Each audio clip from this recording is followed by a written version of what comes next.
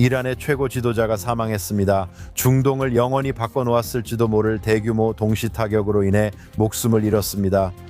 이제 문제는 이란이 보복할지 여부가 아니라 이 전쟁이 어디까지 확산될 것인가입니다. JNS-TV의 예루살렘 이니셔티브에 다시 오신 것을 환영합니다. 저는 JNS 뉴스 특파원 조시 헤이슨이고 옆에는 JNS CEO 알렉스 트레이먼이 있습니다. 알렉스, 이스라엘은 전쟁 중입니다. 이스라엘이 명명한 으르렁거리는 사자 작전, 그리고 미국과 함께한 에픽 퓨리 작전, 이스라엘과 미국의 합동 타격이 지도부와 주요 거점을 겨냥했습니다. 이란 내 상황을 모두 자세히 다루겠습니다. 이 작전은 현지 시각으로 샤바신 토요일 오전 8시 15분경에 시작됐습니다. 알렉스, 최신 소식은 무엇입니까? 네, 말씀처럼 공동작전입니다. 이것은 이번 전쟁 동안 이란 내부나 이 지역 어디에서든 가장 중요한 군사작전입니다. 우리는 6월에 있었던 12일 전쟁으로 정점에 도달했다고 생각했습니다. 하지만 지금 우리가 보고 있는 것은 그 모든 것을 완전히 뛰어넘는 일입니다. 그리고 12일 전쟁에서는 이란의 핵시설과 탄도미사일 시설만을 목표로 삼기로 결정했습니다. 그리고 이란의 최고 지도자인 알리 하메네이와 그 정권은 일부러 남겨두기로 했습니다. 그리고 여기에서 토요일 오전 8시 15분부터 첫 번째 목표가 정권과 그 인프라였으며 알리 하메네이가 표적이 되었다는 확인을 받을 수 있었습니다. 대통령 관저도 공격 대상이었습니다. 그와 그의 고위 참모들 사이의 회의가 공격 대상이었던 것으로 전해졌지만 그는 사망한 것으로 확인되었습니다. 이란 당국도 그의 사망을 공식 확인했습니다.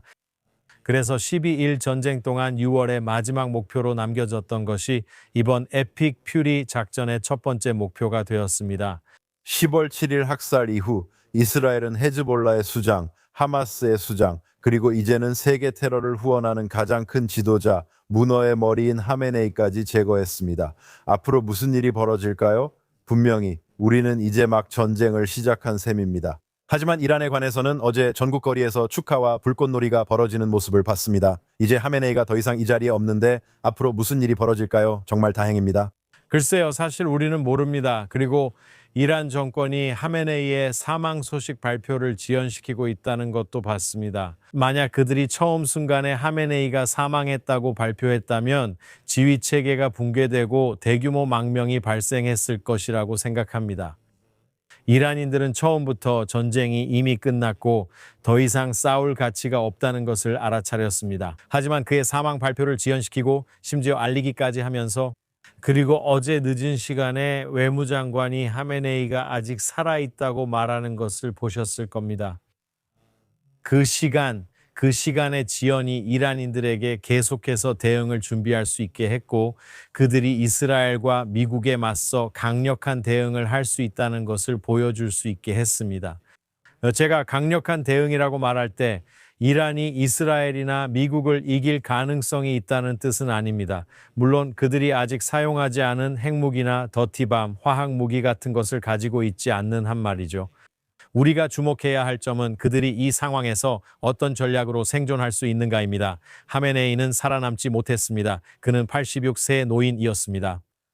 나머지 정권 인사들은 분명히 여전히 권력을 유지하고 싶어 합니다. 그래서 제 생각에는 그들이 지금까지 해왔던 것처럼 계속해서 미사일을 몇 발씩 발사하는 모습을 보게 될 것 같습니다. 맞죠? 우리가 12일 전쟁 초기에 봤던 그런 대규모 포격은 아직 보지 못했습니다. 게다가 이란이 10월과 4월에 보냈던 이전의 일제 사격과 비교해도 그때는 한 번에 100발이나 수십 발씩 발사했었죠. 지금은 한 번에 몇 발, 3발, 5발, 때로는 한 발씩만 발사하고 있고 일제 사격 간격도 몇 시간 혹은 한두 시간씩 띄우고 있습니다. 그리고 그들이 아마도 하고 있는 것은 전쟁을 얼마나 오래 끌 수 있는지 지켜보는 것 같습니다. 이스라엘 입장에서는 이스라엘 사람들이 하루에도 여러 번 대피소 안팎으로 뛰어다니면서 얼마나 오랫동안 정신을 유지할 수 있을지가 문제입니다. 저도 그렇고 아마 당신도 마찬가지겠지만 지난 며칠 동안 벌써 6번, 7번, 8번이나 폭탄 대피소에 들어갔다 나왔고 그것도 한밤중에 그랬습니다. 그러니까 만약 그 상황이 일주일, 2주일, 3주일 계속된다면 이스라엘은 연료도 바닥날 수 있고 대탄도 미사일 포대도 부족해질 수 있습니다. 그리고 동시에 미국도 트럼프 대통령에게는 제한된 시간이 있다고 저는 생각합니다. 미국 내에는 민주당뿐만 아니라 고립주의 성향의 공화당원들까지 미국이 전쟁에 끌려 들어가는 것을 원하지 않는 사람들이 많이 있습니다. 트럼프 대통령은 이 전쟁이 빠르고 압도적으로 승리할 수 있음을 그들에게 그리고 미국인들에게 전달하려 합니다. 만약 이 전쟁이 2주, 3주, 4주까지 계속 길어진다면 어느 시점에서는 미국 내에서 이 작전을 중단하라는 압력이 크게 일어날 수도 있습니다. 그리고 이란이 어떻게든 그 시간을 버티고 하마스가 2년 넘게 시도했던 것처럼 여전히 그 깃발을 흔들 수 있다면 그것이 바로 이란이 이곳에서 승리를 거두는 방법이 될 것입니다. 그래서 문제는 압도적인 분노, 엄청난 분노가 있을 수 있느냐는 것입니다. 그리고 또한 이란 국민들이 일어나서 이슬람 공화국의 구성원들과 혁명 수비대에게 물러나라고 설득할 수 있을까요? 그리고 실제로 국민의 편에 설 수 있을까요? 그리고 이 광적인 이슬람 정권에서 벗어나 이란을 새로운 방향으로 이끌 수 있을까요? 그래서 저는 이제 몇 가지 세부 사항에 대해 말씀드리려던 참이었습니다. 하메네이 외에도 이스라엘은 이란 혁명수비대 사령관을 제거했고 여기 본토에서 국방장관도 제거했습니다. 이스라엘은 소집령을 내렸습니다. 현재 약 7만 명의 예비군이 소집된 것으로 압니다. 그리고 저희 개인적인 이야기를 좀 나누자면 오늘 차를 타고 오던 중에 경보가 울려서 아주 번화한 도로 옆에 차를 세우고 대피해야 했습니다. 그리고 머리 위를 올려다보면 이스라엘의 미사일 방어 시스템이 남긴 흔적이 보였고 거대한 폭발이 일어나면서 이란의 탄도미사일 중 하나를 격추하는 장면을 볼 수 있었습니다. 그래서 말씀하신 것처럼 한 번에 20발, 30발, 40발씩 쏘는 건 아니지만 아마 한두 시간마다 한 발씩은 날아오고 있습니다. 솔직히 말해 꽤 피곤합니다. 새벽 2시, 6시, 7시, 9시에 대피소로 가야 했으니까요. 이게 여기 상황입니다. 대부분의 이스라엘 사람들은 어젯밤 잠을 잘 못 잤던 것 같습니다. 그리고 앞으로 적어도 며칠 동안은 제대로 잠을 잘 수 있을지 확신할 수 없습니다. 정확히 어떤 일이 일어날지 모르지만 일부 탄도 미사일은 에로우 시스템이 대기권에서 요격합니다. 이스라엘은 정교한 다층 미사일 방어 시스템을 갖추고 있습니다. 에로우와 미국의 사드 THAD는 대기권에서도 미사일 요격이 가능합니다. 이는 지상에서 더 멀리 떨어져 있어 더 효과적입니다. 또한 어떤 이유에서든 대기권에서 미사일이 폭발하면 미사일이 산산조각 나는 것처럼 보이기도 합니다. 제 생각엔 파편이 적은 것 같습니다. 하지만 우리가 본 바로는 때때로 에로우와 사드가 이런 탄도미사일을 놓치는 경우가 있습니다. 이스라엘은 다비즈 슬링 등 단거리 미사일 방어 시스템을 사용 중입니다. 다비즈 슬링은 중거리 미사일용입니다. 그리고 이스라엘이 12일간의 전쟁 인으르렁거리는 사자 작전 중에 발견한 것은 최후의 수단으로 아이언 돔을 배치해 미사일을 요격할 수 있다는 것이었습니다. 유일한 문제는 이 미사일 방어 시스템이 단거리 미사일용이라는 점입니다. 즉 대기권까지 올라가지 않는 미사일을 대상으로 한다는 뜻입니다. 자, 곧 대피소로 달려가야 할지도 모른다는 신호들이 있습니다. 사전 경보, 예비 경보입니다. 언제든 달려가야 할 수 있습니다. 사이렌이 울릴 수 있으며 참고로 끌 수 없습니다. 그렇죠? 그래서 이건 방법입니다. Mute it. Right, so this happens and it's also 이 소리는 좋은 소리가 아니에요. 차분하거나 부드럽지 않고 대피소로 가야 할 수도 있다는 뜻이에요. 그냥 같은 소리죠. 그리고 할 수 있는 게 없으니 경보가 울리면 모두 당황합니다. 나라 전체가 동시에 공황 상태에 빠지죠. 어느 정도 예상했더라도요. 이제 아이언 돔이 이런 탄도 미사일을 요격해야 할 때 그것들은 지상과 아주 가까운 곳에서 요격하게 됩니다. 그리고 오늘 아침도 당신이 출근길에 말한 그 미사일이었을 것 같아요. 우리는 아주 큰 폭발음을 들었고 하늘에서 요격된 연기 기둥을 봤어요. 기본적으로 거의 성전산 바로 위에서 일어난 것처럼 보였고 지상과 매우 가까운 곳이었습니다. 사실상 큰 위험을 감수하는 겁니다. 미사일이 에로우 다비즈 슬링을 뚫으면 결과를 알 수 없고 아이언 돔이 최후의 방어선이 될 수 있습니다. 하지만 종종 파편과 그로 인한 부상을 보게 됩니다. 이는 흔히 경상으로 불리지만 실제로는 인생을 바꿀 중대한 부상일 수 있습니다. 파편이 중력의 속도로 날아와서 얼굴이나 신체 부위에 맞는다면 그게 어떤 피해를 줄지 아무도 모르는 거죠. 중상이나 위중한 부상에 비해 경상으로 분류되더라도 말입니다. 그리고 동시에 만약 이런 탄도미사일이 집속탄이라면 즉 그것들이 떨어진다는 뜻이죠. 그리고 땅에 닿기 전에 그것들은 훨씬 더 넓은 반경으로 작은 조각들로 흩어지는데 각각이 폭발물을 싣고 있습니다. 그래서 아이언돔이 요격할 수 있다고 해도 그 시점에는 이미 그 집속탄들이 분리될 수 있는 순간일 수도 있습니다. 그래서 아이언돔이 탄도 미사일을 요격하는 데 성공하더라도 여전히 상당한 피해가 발생할 수 있습니다. 그래서 알렉스 2명이 사망했고 오늘 아침 뉴스에서 보도됐습니다. 사망자 중 한 명은 이스라엘에서 일하던 외국인 여성 간병인이었습니다. 그리고 그녀가 이스라엘의 노인을 돌보고 있었기 때문에 그녀는 그 노인을 두고 떠날 준비가 되어 있지 않았습니다. 그녀는 그와 함께 있었습니다. 그리고 불행하게도 그 건물에 직접적인 타격이 있었습니다. 그리고 그 사람이 사망했습니다. 또 다른 여성은 제 생각에 호흡 곤란이나 쇼크 같은 문제가 있었던 것 같습니다. 그녀는 숨을 쉴 수 없었습니다. 그리고 안타깝게도 그녀 역시 세상을 떠났습니다. 하지만 그게 현실이죠. 그렇지 않습니까? 우리는 이 여성이 텔아비브에서 직접적인 공격으로 사망한 것을 보았습니다. 직접적인 공격 영상을 보면 탄도미사일 한 발이 얼마나 큰 피해를 주는지 알 수 있습니다. 우리는 여러 차례 공격을 목격했습니다. 요격되지 않은 탄도미사일이 여러 번 지상에 떨어졌습니다. 예를 들어 또 다른 탄도미사일이 버스 차고를 타격한 것도 봤습니다. 제 생각에 그렇습니다. 하이파 외곽에서였는데 한 줄로 늘어선 버스가 10대 정도 완전히 파괴된 모습을 볼 수 있었습니다. 그래서 이 미사일 각각이 큰 피해를 줄 수 있습니다. 한 여성 사망 20명 부상자가 발생했습니다. 하지만 말씀하신 대로 그 여성분은 본질적으로 심장마비나 심장질환이나 호흡기 질환으로 사망한 것 같습니다. 마겐 다비드 아돔 응급 의료 서비스는 어젯밤 기준으로 86건이 넘는 부상자를 치료했다고 보고했습니다. 그리고 그 부상자들 대부분은 사람들이 집이나 있던 곳에서 대피소로 급히 이동하는 과정에서 발생한 부상과 관련이 있습니다. 계단에서 발을 헛디디거나 넘어지거나 물건이 떨어지거나 다양한 유형의 부상과 스트레스로 인한 부상도 포함됩니다. 네, 맞아요. 알렉스, 우리 시스템과 하늘에 계신 신이 없었다면 그 숫자가 훨씬 높았을 것도 모두 알고 있습니다. 처음에 말씀드렸듯이 저는 이번 작전의 목표나 그런 것들에 대해 이야기하고 싶습니다. 어제 이르기까지 우리는 트럼프 대통령과 그가 했던 여러 발언들에 대해 이야기했습니다. 처음에 그는 이란 국민들에게 우리가 와서 도와줄 것이라고 말했죠. 그러다가 그는 전략과 목표 측면에서 입장을 바꿨습니다. 그는 이제 우리는 이란이 핵무기를 갖지 않기를 원한다고 말했습니다.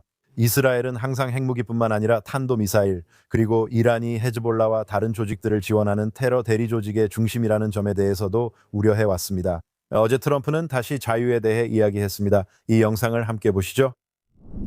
우리의 목표는 이란 정권, 즉 매우 사악하고 끔찍한 사람들로 이루어진 집단으로부터 임박한 위협을 제거함으로써 미국 국민을 보호하는 것입니다. 그들의 위협적인 활동은 미국, 우리 군대, 해외 기지, 그리고 전 세계의 동맹국들을 직접적으로 위협합니다.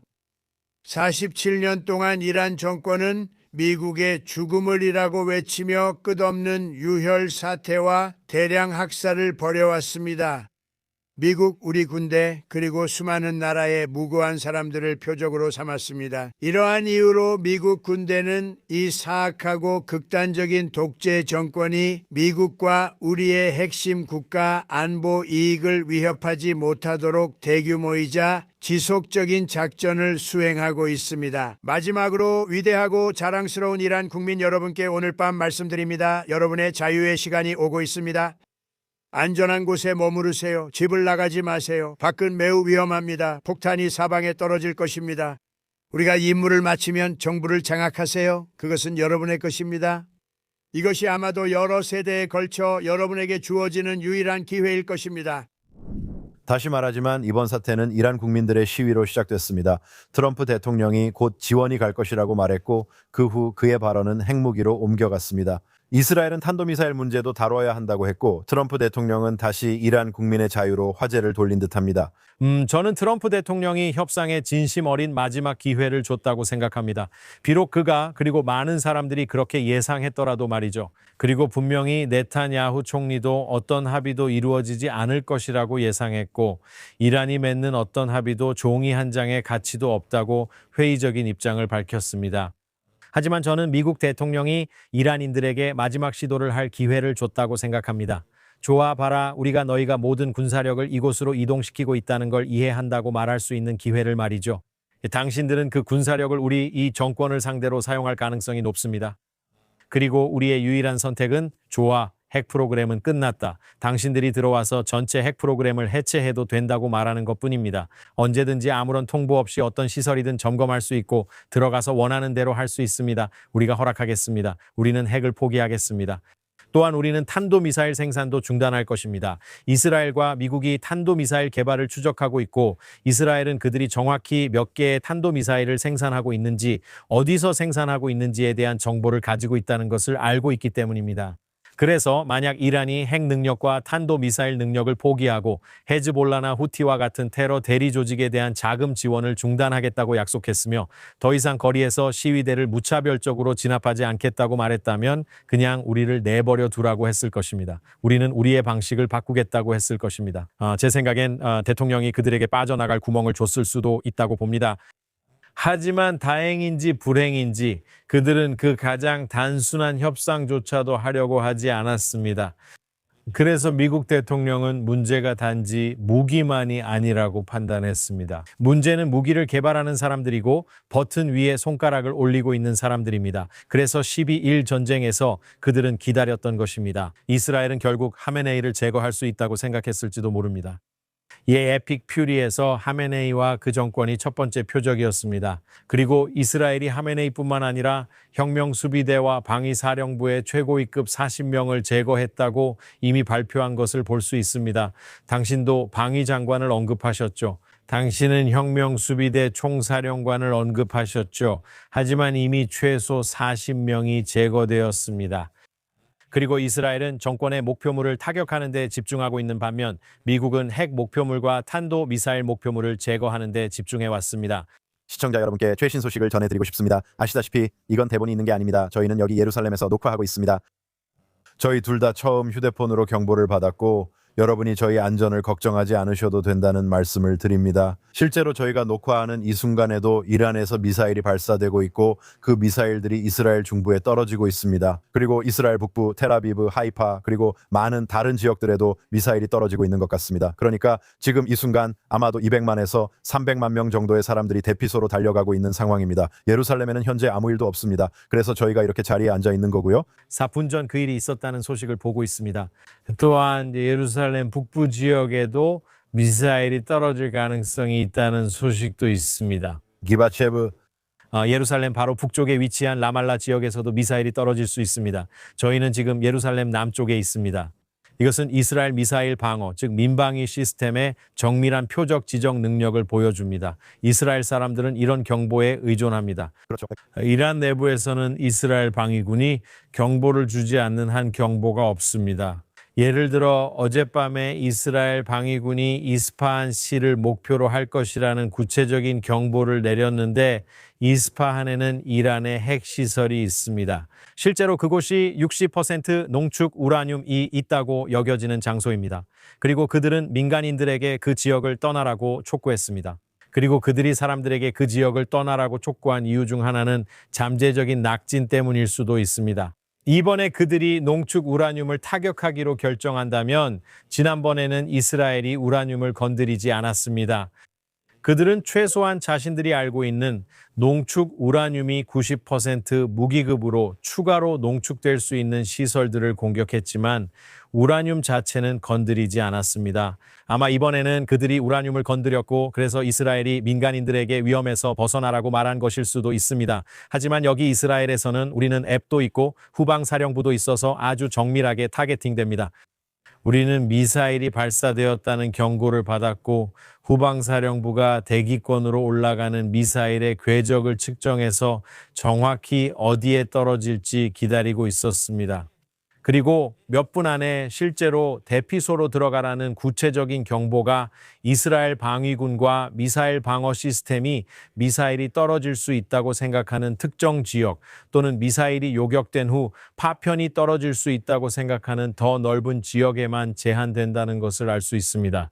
네, 그 기술이 정말 상상도 안 되고 믿기지 않습니다. 우리는 아직도 여기서 경보를 받고 있습니다. 우리는 그냥 휴대폰을 어떻게 사용하는지 알아내려고 애쓰고 있을 뿐이에요. 네, 맞아요. 그리고 미사일이 카르미엘, 츠파트 이런 모든 곳에 떨어지고 있어요. 지금까지는 우리는 괜찮지만 정말 믿기지 않는 기술이에요. 저는 베냐민 네타냐후 총리에 대해 이야기하고 싶어요. 그는 토요일 밤에 국민들에게 연설하기 위해 텔레비전에 출연했어요. 그리고 그는 이스라엘 사람들에게만 이야기한 것이 아니라 지난 몇 년 동안 여러 번 그랬던 것처럼 이란 국민들에게도 손을 내밀었어요. 이번이 그들에게 기회라고 말했죠. 히브리어 영상에서 그는 한 세대에 한 번뿐인 기회 놓치지 마세요. 곧 여러분의 순간이 올 것이라고 말했습니다. 영상을 함께 보시죠. אל תחמיצו את ההזדמנות. 이것은 한 세대에 한 번뿐인 기회입니다. 가만히 앉아 있지 마세요. 여러분의 시간은 여러분이 거리로 나가 군중 속에서 행동하라는 요청을 받을 때가 될 것입니다. 거리로 나가 경찰을 맞이하는 순간이 여러분의 순간입니다. 그것이 여러분의 생명을 구할 것입니다. 지원이 도착했습니다. 지원이 도착했습니다. 여러분은 이스라엘 총리 베냐민 네타냐후가 이란 국민에게 일어나라고 격려하는 모습을 볼 수 있습니다. 그는 이번이 이란 국민과의 싸움이 아니라고 분명히 밝혔습니다. 그리고 우리는 불꽃놀이와 축하 행사에서 그들이 이란 정권 아래 가장 억압받는 이들임을 알 수 있었습니다. 트럼프 대통령에 따르면 지난 몇 달 동안 3만 2천 명의 이란인이 사망했을 수도 있다는 보도가 있습니다. 그래서 네타냐후는 다시 한번 자신의 메시지를 국민들에게 직접 전달하며 이제는 여러분이 사악한 정권에 맞서 일어설 수 있도록 우리가 길을 닦아 놓았다고 말했습니다. 네, 맞는 말씀입니다. 지금 바로 화면에 보여드리겠습니다. 여기가 목표로 삼은 장소들입니다.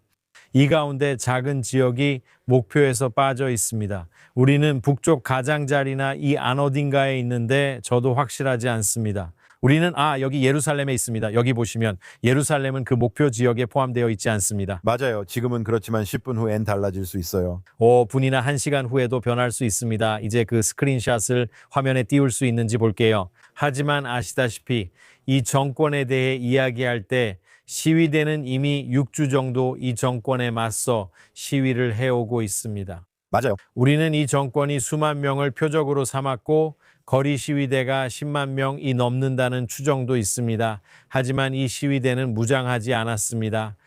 이란 국민들은 군대에 맞설 방어 수단이 없습니다. 이란의 군사 구조는 외부의 적과 싸우기 위해 개발된 것이 아닙니다.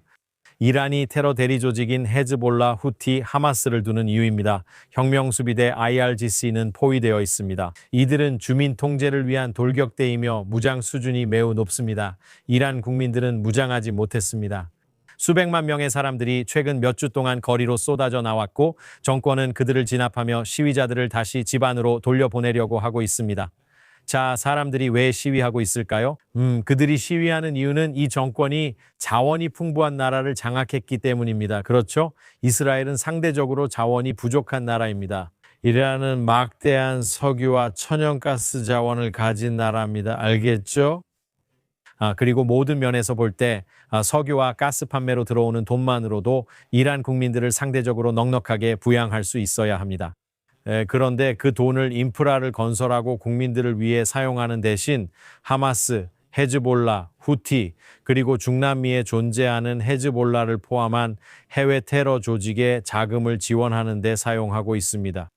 그리고 그 돈은 핵무기 프로그램 구축에 쓰입니다. 그 결과로 무슨 일이 발생했을까요? 이란의 화폐인 리알은 현재 1달러당 120만에서 150만 리알 사이로 거래되고 있습니다. 알겠습니다. 그래서 이란 국민들은 자신들의 돈이 아무런 가치가 없습니다. 해외에서 아무것도 살 수 없고 여권이 거의 무용지물이기 때문에 해외로 비행기를 탈 수도 없습니다. 사람들은 여행을 원하는 이란인을 받아들이는데 주저하고 있고 정전 사태도 계속되고 있습니다. 왜 이런 일이 일어나는 걸까요? 석유와 가스가 있는 나라에서 계속 정전이 일어나고 있습니다. 게다가 물 부족도 있죠. 테헤란에서는 식수 문제가 심각합니다. 물도 부족하고 정의도 부족합니다. 돈도 아무런 가치가 없습니다.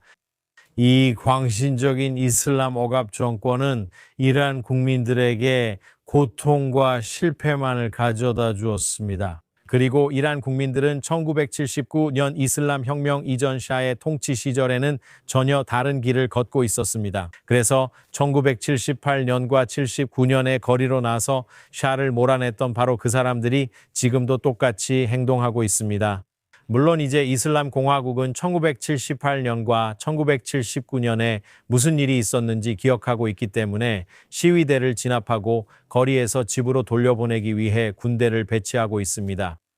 도널드 트럼프 대통령은 몇 주 전 곧 지원이 올 것이라고 했습니다. 그리고 사람들은 도널드 트럼프 대통령이 군대를 파견하고 공격을 할 것이라고 기대하고 있었습니다. 그가 말한 것처럼 곧 지원이 올 거라고 했습니다. 트럼프 대통령은 우리는 준비가 끝났다고 말했습니다. 물론 우리가 봤듯이 이 거대한 함대가 완전히 위치에 도달하는 데는 몇 주가 걸렸습니다. 우리는 제럴드 포드 항공모함, 세계에서 가장 크고 미국 함대에서 가장 큰 항공모함이 금요일에야 이스라엘 해안에 도착한 것을 봤습니다. 그러니까 실제로 공격 몇 시간 전이었습니다. 그래서 대통령이 성공적인 군사 공격을 위해 모든 퍼즐 조각들이 제자리에 있는지 확인하고 싶어 했다는 걸 알 수 있습니다. 지금 보도되고 있지만 실제 어떤 일이 있었는지는 더 알아볼 것입니다. 하지만 이스라엘과 미국이 하메네이와 그의 최고 참모들 사이에 회의가 열리기를 특별히 기다리고 있었다고 보도되었습니다. 그래서 그 순간을 노려 공격할 수 있도록 하메네이 자신뿐만 아니라 이란 지도부 전체 계층을 제거할 수 있도록 했다는 것입니다. 여러 고려사항이 있지만 미국 대통령은 지원이 곧 도착한다고 했고 네타냐후 총리는 이것이 기다려온 지원이라고 밝혔습니다. 그리고 이제 미국 대통령이 우리가 왔다고 했습니다. 적어도 대통령은 47년간 어떤 대통령도 하지 않았던 지원을 내가 했다고 말했습니다. 하지만 이란 국민들에게 나머지는 그들이 해야 하며 곧 그들의 순간이 올 것이라고 했습니다. 바라건대 이 억압적이고 광신적인 정권으로부터 정권을 되찾고 나라를 되찾기를 바란다고 했습니다. 같은 맥락에서 여기서 매우 흥미로운 점은 월스트리트 저널의 보도에 따르면 이스라엘 해커들이 인기 있는 기도 앱에 침입했다는 내용입니다. 기억하세요? 어제는 이란의 라마단 기간이었으며 해커들이 수백만 이란인 휴대폰에 접근했다고 합니다. 이 침해를 통해 이스라엘은 군인들과 혁명수비대 대원들에게 메시지를 보내 정권에 맞서 탈영하고 봉기할 것을 촉구했습니다. 또 다른 예를 들어보면 자원은 많지 않지만 방금 휴대폰 해킹에서처럼 우리는 기술력이 있습니다. 이제 해커들이 이란 국민에게 지금이 그때라고 메시지를 전하고 있습니다. 믿기지 않습니다. 그래요. 이건 단순한 물리적 전쟁이 아닙니다. 단순히 공군과 탄도미사일 간의 물리적 전투만이 아니에요. 이것은 또한 사이버 공간에서 벌어지고 있는 전쟁이기도 합니다. 확실히 이란인들이 이스라엘 국가를 상대로 사이버 공격을 시도하고 있다는 것은 분명합니다. 그리고 이스라엘은 국가에 대한 사이버 공격을 방지하기 위해 사이버국을 두고 있습니다. 그리고 사이버 공격이 있었을 수도 있다는 몇몇 보고를 들었습니다. 밖에서 사이렌 소리가 들리는 것 같습니다. 네, 우리는 방음이 잘 되어 있습니다. 현재 예루살렘 중심과 동쪽에서 적색 경보가 나타나고 있습니다. 우리 지역이 정확히 해당되는지는 모르겠어요. 남예루살렘이라고 되어 있는지 잘 모르겠네요. 소리가 들리긴 하지만 우리는 방음 스튜디오에 있습니다. 알겠습니다. 그러니까 이 산업지대에 있는 이 종이 짝 같은 건물이 잘 버텨주길 바랄 뿐입니다. 절대 따라 하지 마세요. 추천하진 않지만 이 지역에 있는지는 모르겠어요. 멀리서 소리가 들립니다. 알다시피 이란이 이스라엘에 대해서도 보복하고 있습니다. 우리가 이스라엘에 대한 미사일 공격을 언급했지만 그들은 미국 기지도 함께 겨냥하고 있습니다. 제가 알기로는 이란이 미국 해군 제5함대 본부와 바레인에 있는 시설을 공격했습니다. 또 이 아랍에미리트와 카타르에서도 미군 기지를 겨냥한 공격이 있었던 것으로 압니다. 피해 규모에 대해 아는 것이 있나요? 지금까지 들은 바로는 현재 부상자는 없는 것으로 보이지만 혹시 피해 규모에 대해 더 아시는 게 있나요? 하지만 여기서 이란이 카타르, 아랍에미리트 그리고 주변의 다른 아랍 국가들을 겨냥했다는 사실의 의미에 대해서도 이야기하고 싶습니다. 이것에 대해 우리가 어떻게 해석할 수 있을까요? 네, 이스라엘에 대한 모든 공격 외에도 가장 많은 탄도미사일이 이스라엘로 발사된 것 같습니다. 하지만 제가 알기로는 이란이 발사한 미사일의 절반 정도가 이 지역의 다른 국가들을 향해 날아간 것으로 알고 있습니다. 말씀하신 대로 그들은 바레인 미 해군 제5함대 본부를 공격했고 바레인에서 여러 차례 공격이 있었습니다. 아랍에미리트에서 여러 차례 공격이 있었고 지금도 밖에서 폭발음이 들립니다. 방금 들었습니다. 아이언돔 미사일 요격 소리였습니다. 이 아이언돔이거나 어딘가에 직접 명중했을 수도 있습니다. 사실 저희도 잘 모릅니다. 저희는 방음 스튜디오에 있는데도 폭발음이 들릴 정도면 꽤 큰 소리입니다. 저도 약간 흔들림을 느꼈고 앞으로 더 있을지는 모르겠습니다. 하지만 아부다비와 두바이 에미리트 내에서 여러 번 공격이 있었습니다. 중동에서 가장 높은 건물 중 하나인 부르즈 할리파가 표적이 된 것으로 보입니다. 페어몬트 호텔도 공격을 받았습니다. 카타르와 같은 국가의 공항도 공격을 받는 것을 보았습니다. 그리고 아랍에미리트의 공항들도 표적이 되었을 수 있다고 생각합니다. 그래서 지금까지 아랍에미리트, 바레인, 카타르에서 공격이 있었던 것을 보았습니다. 이라크에 있는 미군 기지 근처에 미사일이 떨어졌습니다. 요르단에도 미사일이 떨어졌습니다. 그것은 오발일 수도 있고 원래는 이스라엘까지 날아가려고 했던 것이지만 중간에 떨어진 것일 수도 있습니다. 그리고 쿠웨이트에도 미사일이 발사된 것으로 알고 있습니다. 이것이 바로 전략이라는 것을 알 수 있습니다. 그리고 미국 대통령 입장에서는 만약 그들이 우리 주변국들을 공격하고 특히 미군 기지까지 공격한다면 이것은 미국 대통령이 첫째 날에 엄청난 분노가 둘째 날, 셋째 날로 갈수록 더 커지고 강해지는 모습을 보게 만들 것이라고 생각합니다. 그리고 이 시점에서 저는 이 정권이 자만심을 버리고 물러설 수 있는 어떤 길도 보이지 않습니다. 저는 미국 대통령이 끝까지 갈 것이라 확신합니다. 앞서 말했듯 국내적 고려도 있습니다. 대통령은 이 사태의 장기화를 원하지 않습니다. 장기화는 이란의 승리가 되기 때문입니다. 그래서 우리는 이란이 중동 전역에서 어떻게 공격하는지 다시 보고 있습니다. 저는 이것이 또한 이란이 얼마나 큰 불안정 요인이었는지를 미국인들에게 다시 한번 보여준다고 생각합니다. 그리고 대통령이 아주 강력하지만 작은 동맹국인 이스라엘과 함께 협력해서 가능한 한 빠르게 이슬람 공화국의 역량을 완전히 무력화시키기 위해 노력할 것이라는 점입니다. 알렉스 또 한 가지 중요한 점은 지금까지 헤즈볼라가 개입하지 않았다는 사실입니다. 예멘의 후티족이 미사일을 발사한 것도 아직 보지 못했습니다.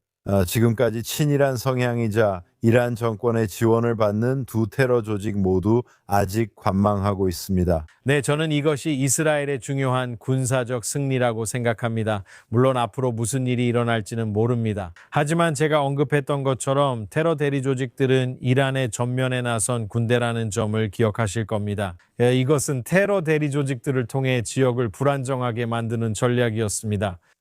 헤즈볼라와 하마스는 특히 이스라엘을 불안정하게 만들기 위해 존재했습니다. 후티는 주로 사우디아라비아를 불안정하게 만들기 위해 자금을 지원받았습니다. 하지만 우리는 이 2년 반에 걸친 장기 전쟁 동안 후티가 이스라엘을 향해 수백 발의 탄도미사일을 발사한 것을 보았습니다. 그리고 그들이 큰 피해를 주지 않았다 하더라도 제 말은 저는 예멘 후티 미사일이 공항을 타격했을 때 그 공항에 있었습니다. 하지만 그들은 또한 심리적으로도 큰 피해를 줍니다. 그리고 이스라엘이 대테러, 대미사일, 요격 미사일을 발사할 때마다 엄청난 비용이 듭니다. 금전적, 심리적 피해가 있습니다. 그리고 말씀하신 대로 헤즈볼라, 후티, 하마스는 아직 본격적으로 개입하지 않았습니다. 그리고 이것이 의미하는 바는 이스라엘이 헤즈볼라를 상당히 약화시켜서 헤즈볼라 입장에서는 이 전쟁의 전체적인 결과에 영향을 미칠 수 없다고 판단하게 되었다는 것입니다. 헤즈볼라는 10월 7일 하마스 공격 당시 개입할 수도 있었는데 그것이 원래 계획이었습니다. 원래 계획은 헤즈볼라, 하마스, 후티, 이란이 동시에 공격해 이스라엘 본토에 큰 피해를 주는 것이었습니다. 이 전쟁에서 일어난 큰 기적 중 하나는 헤즈볼라와 후티, 이란이 초반에 참전하지 않기로 결정했다는 사실입니다. 그리고 그 당시 이스라엘은 약 10만 명의 병력을 동원해 가자 지구가 있는 남부뿐만 아니라 북쪽으로도 파견해 침공을 저지하려 했습니다. 여기서 우리는 이스라엘이 전쟁 첫날에 7만 명의 병력을 소집했습니다. 그 병력들은 어디로 가고 있나요? 그들 대부분은 북쪽으로 이동해서 헤즈볼라가 전쟁에 참전하는 것을 막고 억제하기 위해 배치되고 있습니다. 원래 헤즈볼라는 이스라엘이 이란과 그들의 핵시설을 공격하지 못하도록 억제하는 역할을 할 예정이었습니다. 이스라엘은 이란의 전진 기지인 헤즈볼라가 북부 국경에서 개입하지 못하게 억제했습니다. 군사적으로는 승리지만 계속 지켜보고 배워야 합니다. 한편 어제 일찍 카셈 나임이 하산 나스랄라를 대신해서 자리를 맡았는데 나스랄라보다 훨씬 약한 지도자입니다. 어제 그는 헤즈볼라가 개입할지에 대해 다소 모호한 입장을 보였고 이스라엘과 미국이 상당한 처벌을 받을 것이라고 언급했지만 누가 처벌할 것인지는 밝히지 않았습니다. 그리고 오늘 일찍 그는 헤즈볼라가 이번 공격에서 빠지지 않을 것이라고 또 한 번 입장을 밝혔습니다. 하지만 한편으로 우리는 그것이 실제 위협인지 아니면 그가 단순히 발언만 하고 있는 것인지 아직 확인하지 못했습니다. 저는 나임이 알고 있고 헤즈볼라가 이해하고 있는 것은 이스라엘이 헤즈볼라가 개입하는 시나리오에 대비하고 있다는 점이라고 생각합니다. 그래서 이번 작전을 앞둔 몇 시간, 며칠 동안 이스라엘이 레바논 내부에서 매우 활발하게 움직였고 특히 미사일 창고와 발사대를 공격하는 모습을 볼 수 있었습니다. 그들이 개입하면 파멸할 것이고 이스라엘은 물러서지 않을 것을 그들도 압니다. 지금 여러분이 보는 것이 그 증거입니다. 지금과 전쟁 초기 단계에 큰 차이점이 있습니다. 이번이 마지막 전투입니다. 더 이상 물러섬이 없습니다. 이스라엘과 미국은 이란, 그 지도자들, 핵능력, 탄도미사일, 그리고 모든 정권 인프라를 완전히 제거하기 위해 끝까지 갈 것입니다. 헤즈볼라가 개입하면 레바논에서도 똑같이 할 것입니다. 어쩌면 원래부터 그렇게 할 수도 있습니다. 맞아요. 네, 앞으로 어떻게 될지 지켜봐야겠네요. 알렉스, 전쟁이 아니었다면 이게 아마 이번 주의 주요 뉴스 아니면 가장 큰 뉴스가 됐을 거예요. 이스라엘 국회에 특별 회기와 인도 지도자 나렌드라 모디의 방문이 있었죠. 지난 수요일 인도 총리가 이스라엘 국회에서 연설했고 네타냐후 총리는 방문한 지도자를 친구 그 이상 형제라고 표현했습니다. 특히 이 모든 일이 시작되기 전날의 방문이 얼마나 중요한 의미였나요? 맞아요. 여기에는 두 가지 요소가 있습니다. 첫 번째는 이 전쟁이 없었다면 그 방문 자체가 갖는 전반적인 중요성입니다.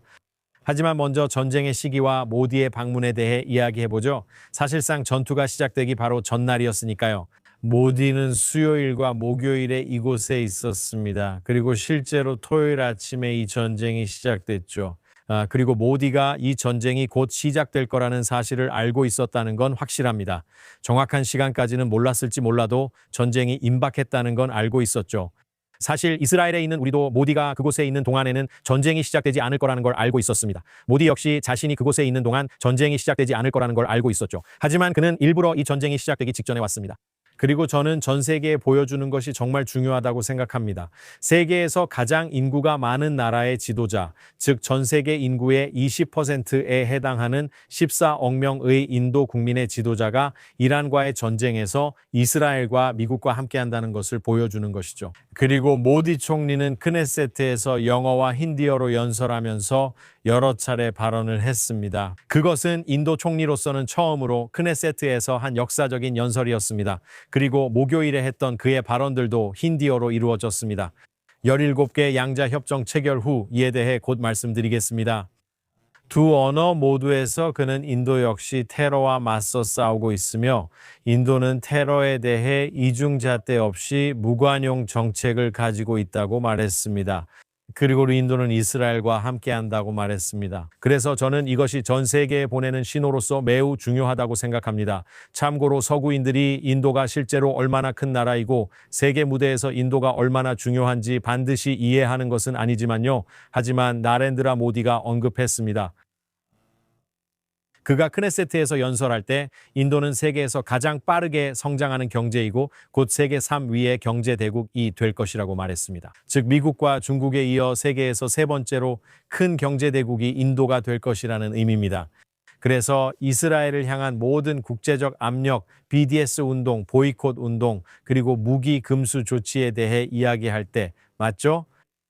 유럽인들이 이스라엘과 거래 안 할 수도 있다고 말하는 것처럼요. 이스라엘은 바로 여기 동쪽, 그러니까 오른쪽을 바라보면서 조하, 너희가 우리에게서 시장을 빼앗으려고 해 라고 생각하고 있습니다. 여기 14억 명이 사는 신흥시장이 있는데 이곳은 반유대주의의 역사가 전혀 없어요. 반유대주의가 있었던 적이 없습니다. 나렌드라 모디가 그 점에 대해 이야기했죠. 그들은 이슬람 근본주의 테러가 어떤 모습인지 잘 알고 있습니다. 그들은 그런 테러와 맞서 싸우고 이스라엘이 테러와 싸울 때 이스라엘을 지지합니다. 그리고 이스라엘과 미국이 이란과의 전쟁을 앞두고 그런 입장을 밝히러 온 것이죠. 그래서 매우 강력합니다. 그리고 이것은 상징적인 차원에서만 봐도 그렇습니다. 그래요, 알렉스. 우리는 이스라엘과 유대인을 좋아하지 않는 사람들에 대해 자주 이야기하지만 분명히 친구들도 있습니다. 그리고 이번 방문은 정말 역사적입니다. 그리고 저는 여기서 경제적 잠재력에 대해 이야기하는 것이 중요하다고 생각합니다. 알겠죠? 이스라엘은 제조 역량이 부족한 나라입니다. 인도는 14억 인구를 가진 나라입니다. 이스라엘은 인도 어디에서든 제조 시설을 세울 수 있고 저렴하면서도 일할 의지가 강한 인력을 쉽게 찾을 수 있습니다. 우리는 10월 7일 이후로 인도가 더 많이 사람을 보냈다는 것을 봤습니다. 사실 그 전부터도 그랬죠. 노인을 돌보는 많은 간병인들이 인도에서 옵니다. 그리고 10월 7일 이후로 우리가 본 것은 수만 명의 인도 노동자들이 건설 분야로 유입되고 있다는 점입니다. 실제로 이는 국내 많은 아랍 노동자를 대체했습니다. 그리고 여러 부동산 개발업자들과 이야기를 나눠본 결과 그들 모두 인도인들이 아랍인들보다 훨씬 더 열심히 일한다고 말합니다. 아랍인들은 일하는 동안 커피를 마시고 담배를 피우며 시간을 보내는 경향이 있고 고품질의 일을 하지 않는다는 것이죠. 그리고 인도인들은 일하러 와서 자기 일을 합니다. 그래서 체결된 양자협정의 일부로 인도에서 추가로 5만 명의 노동자가 이스라엘에 들어올 수 있도록 비자 면제가 이루어졌습니다. 하지만 인도 자체로 보면 그들은 개발 중인 경제이고 엔지니어들도 있습니다. 인도에는 두뇌 인재가 많습니다. 하지만 그들에게 기술 인큐베이터가 꼭 있는 것은 아닙니다. 그리고 그들은 이스라엘을 기술 인큐베이터로 보고 자국이 가진 여러 문제들을 바라봅니다. 인도에서 큰 문제 중 하나는 물입니다. 그렇죠. 앞서 언급했듯 인도는 전 세계 인구의 20%를 차지합니다. 그들은 전 세계 수자원의 4%에서 5%만을 가지고 있습니다. 그래서 모든 지역은 아니지만 인도의 일부 지역은 심각한 물 부족을 겪고 있습니다. 자, 그거 아세요? 이스라엘은 물기술 분야의 성우자이자 세계적인 리더입니다. 우리는 해수 담수화 기술, 즉 소금물을 민물로 바꾸는 기술에 대해 이야기하고 있습니다. 우리는 점적 관계에 대해 이야기하고 있습니다. 이는 밭 전체에 물을 주는 대신 특정 식물에만 물을 주기 때문에 훨씬 적은 양의 물로 관계할 수 있다는 뜻입니다. 밭과 식물에 과도하게 물을 주는 대신 각 식물에 정확하게 필요한 만큼의 물, 즉 그 식물이 자라기 위해 필요한 정확한 양의 물방울을 제공합니다. 그래서 많은 물을 절약할 수 있습니다. 이렇게 해서 해수 담수화가 있고 절약이 있으며 그리고 재활용도 있습니다. 이스라엘은 하수 처리 시스템에서 물을 재활용하는 분야에서 세계적인 선두주자입니다. 이스라엘에서 농업에 사용되는 대부분의 물은 재활용된 물, 처리된 물입니다. 그리고 이것은 이스라엘이 인도에 제공할 수 있는 또 다른 기술입니다. 14억 명의 사람들에게 식량을 공급하는 데 있어서 식량 공급 문제가 훨씬 덜해지도록 만드는 많은 다른 농업 기술들이 있습니다. 그리고 방위 측면에서도 온갖 종류의 다른 기술들이 있습니다. 아시다시피 상당한 군사력을 갖추지 않고서는 세계 주요 강국이 될 수 없습니다. 그래서 방위 협력도 볼 수 있습니다. 교육 분야에서도 협력이 진행 중입니다. 다시 말하지만 17개 양자 협정이 있습니다. 목요일에는 킹 데이비드 호텔에서 전체 행사가 있었습니다. 이 두 나라 사이에서 협정이 계속해서 체결되고 있습니다. 그리고 전 세계 어떤 다른 나라와도 이렇게 많은 협정을 체결하는 경우는 볼 수 없습니다. 그리고 두 나라는 자유무역협정 체결을 위해 노력할 것이라고도 밝혔는데 이는 이스라엘의 국내 소비 측면에서 매우 큰 영향을 미칠 수 있다고 생각합니다. 이스라엘은 전 세계에서 상품을 수입하는 비싼 나라입니다. 우리가 인도에서 상품을 수입할 수 있다면 심지어 우리가 제조를 위탁한 상품이라도 그것들이 관세 없이 이스라엘로 들어올 수 있다면 정말 엄청난 잠재력이 있다고 생각합니다. 이번 방문에서 말하진 않았지만 2017년 모디 총리가 이스라엘을 방문했을 때 네타냐후 총리가 한 말이 정말 인상 깊었습니다. 그는 이렇게 말했습니다. 아시다시피 우리 두 나라가 함께 전 세계 인구의 약 20%를 차지한다고요. 맞죠? 그건 아시다시피 약간 농담 섞인 표현이죠. 왜냐하면 이스라엘 인구는 1,000만 명에 불과해서 인도 인구 14억 명의 인구조사 오차에도 미치지 못하거든요. 하지만 제 생각에 그 발언의 의미는 이스라엘 경제가 제공하는 것과 인도 및 그 경제가 제공하는 것은 완전히 상호 보완적입니다. 그리고 이 두 시는 강대국이 함께 협력할 때의 힘은 1 더하기 1이 2가 아니라 기하급수적으로 커집니다. 그래서 이스라엘이 전 세계에서 친구를 찾고 있는 가운데 아마도 가질 수 있는 최고의 친구를 찾았다고 할 수 있습니다. 저는 이스라엘 외무장관과의 비공개 브리핑에 참석했으며 일부 내용은 비공개로 하겠습니다. 하지만 그가 말한 것 중에 여기서 공개해도 괜찮을 것 같은 한 가지는 앞으로의 시기에 이스라엘이 미국과 도널드 트럼프 대통령을 제외하면 앞으로 이스라엘의 가장 중요한 동맹국은 독일, 일본, 그리고 인도라고 인식하고 있다는 점입니다. 여러분은 이 관계가 빠르게 발전하는 것을 볼 수 있습니다. 이는 이스라엘의 큰 힘이 됩니다. 그리고 이 관계가 계속 발전함에 따라 전 세계가 주목하게 될 것이라고 생각합니다. 그래서 이것을 가장 중요한 소식으로 다루고 싶었지만 지금 다른 일들도 많이 벌어지고 있습니다. 지금 예루살렘 근처 베이트 셰메시에 직접 공격이 있었다는 소식을 방금 들었습니다. 아마 우리가 들은 소리일 것이고 가까운 곳일 가능성이 큽니다. 너무 멀리서 들린 소리가 아니라 여기서 부상자가 발생할 정도로 가까웠습니다. 그래서 저희도 계속 상황을 지켜봐야 할 것 같습니다. 물론 전쟁과 그 밖의 모든 최신 소식은 JNS.org에서 확인하실 수 있습니다. 네, 저희의 보도는 정말 뛰어났다고 말씀드릴 수 있습니다. 우리 팀은 초과 근무까지 하면서 심지어 샤밧 이른 아침에도 나와서 보도를 제공하고 있습니다. 이스라엘에 있는 저희 뉴스 에디터 찰스 바이 벨슬러가 이끌고 있는데 그는 보도 분야에서 전설적인 인물입니다. 하지만 저희는 24시간 내내 일하는 놀라운 팀이 있습니다. 이 팀은 단순히 사실만 전달하는 것이 아니라 분석과 현재 일어나고 있는 일을 어떻게 이해해야 하는지까지 제공하고 있습니다. 이것이 정말 중요하죠. 그리고 미국과 서방의 많은 사람들이 의문을 제기합니다. 이스라엘을 싫어하는 민주당원들이든 그리고 그들이 무엇을 지지하고 싶어 하는 것처럼 보이든 말이죠. 이른바 레드그린 동맹이라는 것이 있는데 여기에는 하마스나 가자, 이란의 이슬람 극단주의자들을 지지하려는 것처럼 보이는 진보주의자들이 포함되어 있습니다. 자유롭고 평화를 사랑하며 민주주의를 사랑하는 개인들보다 말이죠. 그리고 미국에는 미국이 어떤 군사적 분쟁에도 관여하길 원하지 않는 고립주의자들도 있습니다. 그래서 양쪽 모두 대통령과 다른 모든 사람들이 이란과의 전쟁에 대한 정당성을 설명하거나 그 정당성에 의문을 제기하도록 압박하고 있습니다. JNS는 실시간 고품질 사실 분석을 제공합니다. 이것보다 더 중요한 일은 없다고 생각합니다. 저도 100% 동의합니다, 알렉스. 그리고 마지막으로 한 가지만 더 말씀드리자면 당신과 당신의 가족에게 즐거운 불임절을 보내시길 기원합니다. 아시다시피 이 명절은 페르시아 통치자가 유대인들을 말살하려고 유대인에 대한 집단 학살을 시도했던 사실을 기념하는 날입니다. 수천 년이 지난 지금 우리는 비슷한 상황에 있습니다. 유대인과 서구 세계를 말살하려던 페르시아 통치자가 최후를 맞이하는데 바로 그 명절 이틀 전 유대인 박해와 아말렉 족속 이야기를 읽는 샤밧에 일어났습니다. 믿기 어렵고 상상으로도 쓸 수 없는 이야기입니다. 우리가 지어낼 수도 없는 일입니다. 그것은 2500년 전의 일이었습니다. 그리고 페르시아 통치자가 인도에서 에티오피아까지 호두에서 쿠시까지 제국을 세웠을 뿐만 아니라 여기 이란 정권이 중동 전역에 테러 대리 조직들을 두고 있었습니다. 어디에나 있었죠. 예멘에서 거의 에티오피아와 맞닿아 있는 그 끝에서부터 인도 근처의 지방까지 말이죠. 그리고 이 정권의 수장 이름이 뭐였죠? 그의 이름은 하메네이입니다. 알겠습니다. 이건 마치 2500년 전 이 이야기에서 유대인을 말살하려 했던 페르시아 통치자와 거의 똑같은 이름입니다. 그래서 하메네이에서 하만이 있는 셈이죠. 방금 말씀하신 대로 우리가 아말렉에 대해 읽는 샤밧에 그가 제거된 겁니다. 그리고 하만은 사무엘서에 나오는 왕 아각의 후손이었는데 그는 이스라엘을 공격했던 아말렉 사람이었습니다. 그래서 여기서 정말 놀라운 종교적 의미를 볼 수 있습니다. 2년 반 전에 시므하 토라, 우리가 토라를 기념하며 기뻐하는 날에 전쟁이 시작되었습니다. 그리고 이제 우리는 이 전쟁이 푸림 명절에 끝나기를 바라고 있습니다. 이것은 완전한 순환이자 매우 기쁜 일이 될 것입니다.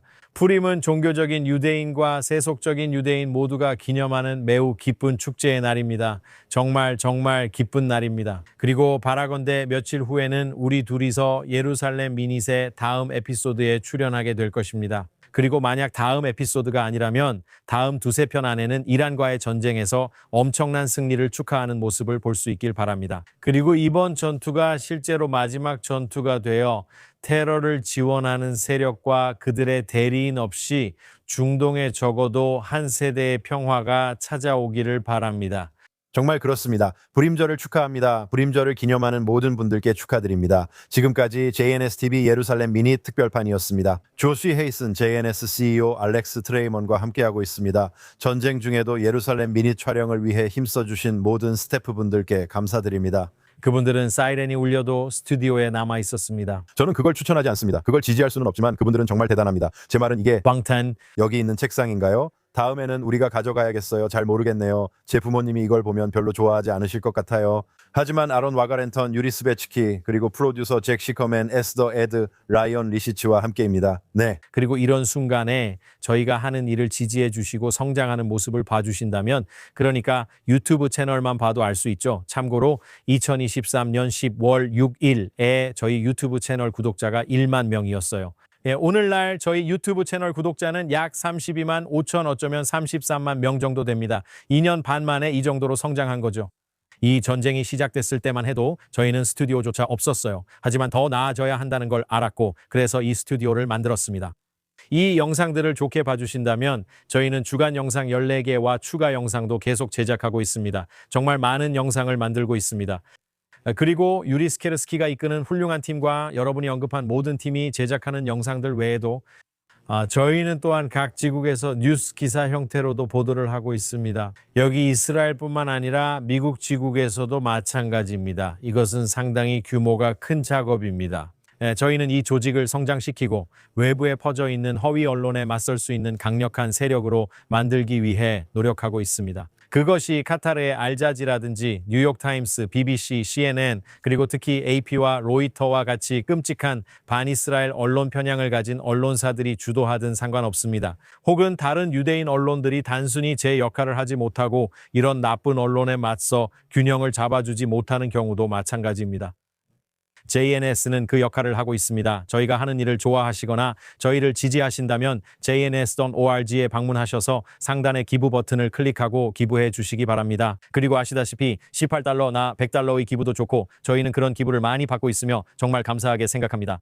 하지만 다시 말씀드리지만 이 일은 많은 비용이 드는 작업입니다. 500달러, 1000달러의 기부는 저희가 계속해서 일을 이어나가는 데 큰 도움이 됩니다. 그리고 유튜브에 슈퍼 땡스 버튼을 클릭해서 기부를 남기실 수도 있습니다. 좋은 말씀입니다. 그리고 모든 분들 안전하시길 바랍니다. 그리고 24시간 내내 육지, 공중, 바다에서 우리를 지키고 보호하고 방어하는 용감한 이스라엘 방위군 IDF의 남녀들에게도 꼭 감사의 말씀을 전하고 싶습니다. 불임절을 기념하시는 분들께 푸림 사메아흐. 신의 뜻이라면 다음 주에도 JNS TV 예루살렘인에서 다시 뵙고 함께 축하하길 바랍니다. 좋은 한 주 보내세요.